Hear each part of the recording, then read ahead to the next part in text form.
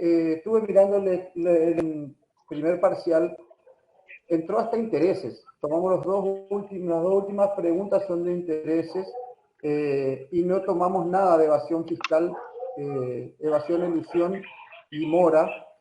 Entonces, como yo di eso en clase, concepto de evasión, y di también la diferencia del aspecto técnico de lo que era la evasión y la mora, creo yo que va a entrar. Vamos a poner alguna preguntita ahí de ese tema.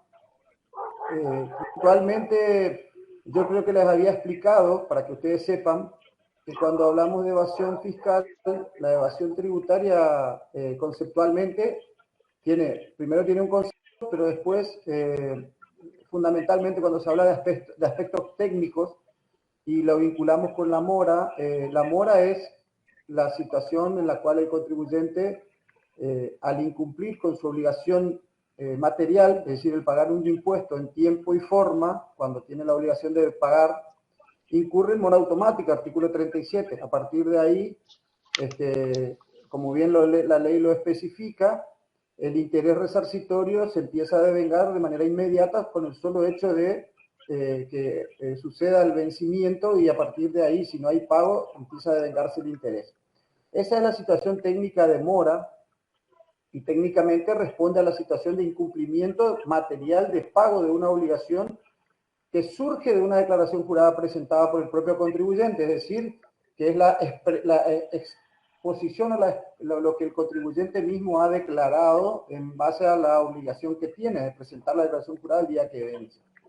La diferencia con evasión fiscal, cuando se habla de evasión desde el punto de vista técnico y se habla de concepto amplio de evasión tributaria que hablaba Taki, o bien cualquier otro concepto, en definitiva, la evasión fiscal se materializa por la falta de ingreso de una suma de dinero, pero a partir de, o sea, una suma de dinero no ingresada o no declarada oportunamente cuando debió haber sido declarada. La declaración jurada se tiene que presentar, y la declaración jurada tiene que ser correcta y completa.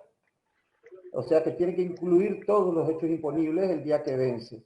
Si esa declaración jurada se presenta de manera incompleta, aparece la situación de una posible modificación de esa declaración jurada.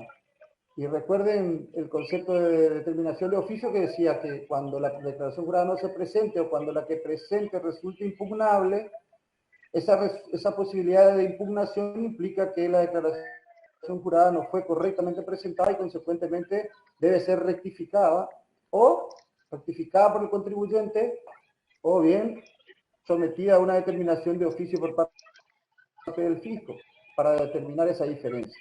Entonces, la evasión fiscal se va a materializar cuando hay una diferencia entre la declaración jurada original y la posible rectificativa. Y esa diferencia tiene que ser una suma de dinero mayor a la declarada oportunamente y que sea un saldo a ingresar a favor del fisco, o sea, un saldo positivo. Si se hace una rectificativa de una declaración jurada con saldo a favor del contribuyente,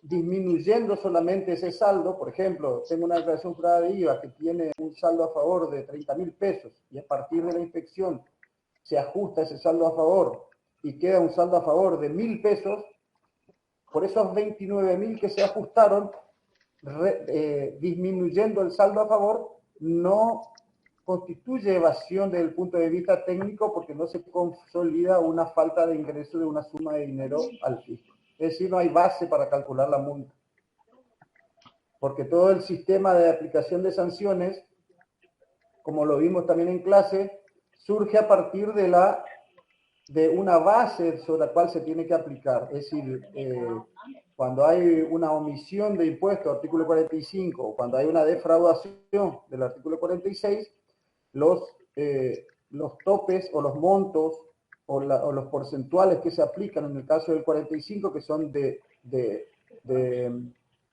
50% hasta el 100% del impuesto omitido, o en el caso de los 46, que son de 2 a 6 veces, siempre se habla de lo que es omitido. Es decir, si hay una declaración jurada original presentada por una suma de 30.000 pesos a pagar, y se rectifica la declaración jurada y da 60.000 a pagar, la diferencia, que son 30.000, es la base de la multa, ¿sí? Porque eso es lo que se omitió declarar en la declaración original. Eso tengan en cuenta porque en base a eso se pueden hacer preguntas que pueden llegar a confundirlos. Eso nomás, para volver a tocar como pequeño repaso del tema. Por lo demás, bueno, todo lo que es el derecho penal tributario explicó en clase perfectamente, hablando de la naturaleza jurídica, del ilícito tributario. Yo les pasé el material teórico de las 3 teorías de la naturaleza jurídica. Me es suficiente con que lean las 3 teorías, sepan que hay 3 y profundicen conceptualmente la naturaleza jurídica penalista, que es la que hoy tiene vigencia en nuestro derecho, y ahí está explicado por qué. Primero nace por corrientes doctrinarias, la utilización o la posibilidad de utilización de esa naturaleza, de esa corriente, y luego surge por aplicación de doctrina jurisprudencial de corte. Expliqué caso Usandizada, Perrone y Gilarena, pero el primer caso, el leading case, fue Parafina del Plata. También en el material que les está perfectamente explicado cuáles son todas y cada uno de los fallos que fueron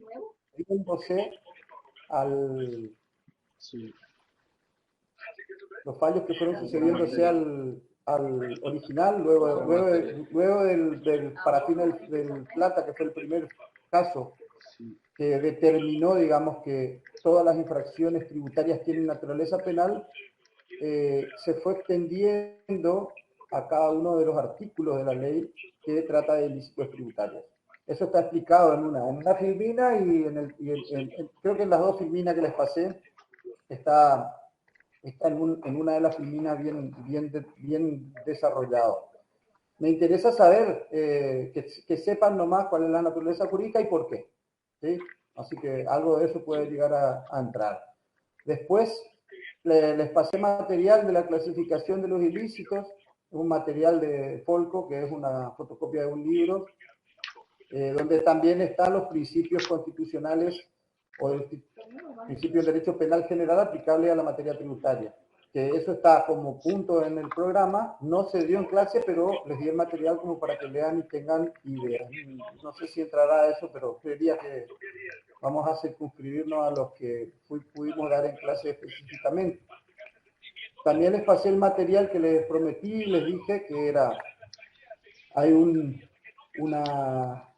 pequeño cuadernillo en donde se desarrolla cada una de las infracciones y la sanción que le corresponde, que están en la ley de procedimiento, una por una, que incluye el objeto, o sea, el tipo penal, el bien jurídico tutelado y por qué procede, o sea, cuál es la situación por la cual se aplica la sanción, cuáles son los montos, si son sumas fijas o si son graduables, cuáles son las reducciones si hay posibilidades de reducir la sanción en función de los tiempos, y también la posibilidad de recurso que se pueda utilizar en la última parte de cada uno de los artículos. Como es tan extenso y tan complejo, yo me circunscribiría a saber lo principal de los artículos. Artículo 38 al artículo 39, no los 39 bis, ter y demás y de operaciones internacionales, sino el artículo 39 que dice, igual que el artículo 38, el 40, hay que saber, clausura, causales de la clausura, el 45, el 46 y el 48.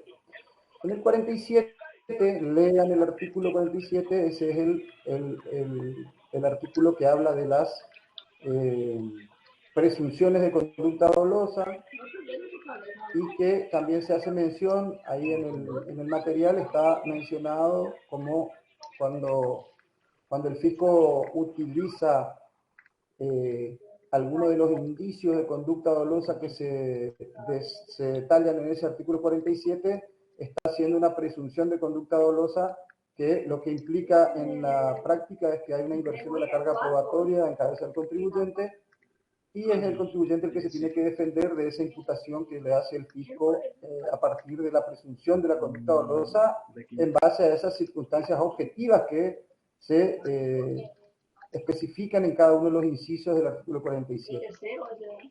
En fin, también les pasé material, creo que de bienes jurídicos tutelados, cada uno está explicado ahí, sucintamente, en el material de Folco está muy bien, administración tributaria, renta fiscal y el mercado, en el caso de la clausura. Así que no nos vamos a ir mucho de estos temas, porque son los que yo di en clase y me gustaría que lo podamos centrar en eso. No va a ser muy difícil. También pueden entender la ley como tuvieron la otra vez. Vamos a hacer nomás una especie de pregunta de manera que puedan pensar un poquito y no solamente tengan que copiar lo que está en la ley. Pero no creo que sea muy complejo, lo van a poder resolver seguramente con mucha facilidad. Así que para que les quede tranquilidad, tampoco les quiero robar mucho tiempo, creo que no es muy complejo, se explicó bien en la clase, cualquiera de los chicos que no estuvo en clase puede pedirle a sus compañeros lo que pudo tomar de apuntes, pero no va a ser sustancialmente diferente a lo que yo le pasé en el material, porque, bueno, el material lo he compaginado yo en su momento, así que las clases se dan en base a lo que tenemos ahí en el material, no es mucho más que eso. Así que bueno, creo que no hay muchas más cosas que hablar. Vamos a tratar de ¿en qué habla? En el aula 10 creo que es. No estoy seguro, eso me van a avisar por el examen final. En la misma aula que tenemos el examen, ahí yo les voy a pasar el día ese. Cuando me confirmen el aula les paso por el WhatsApp. Nosotros estaremos tomando el examen ahí el tiempo antes y ustedes van llegando y le vamos entregando los exámenes y ya pueden ir haciendo. Así que vamos a estar de las 3 de la tarde nosotros. Cualquiera que se pueda ir antes de las 4, bienvenido será. Así que los esperamos.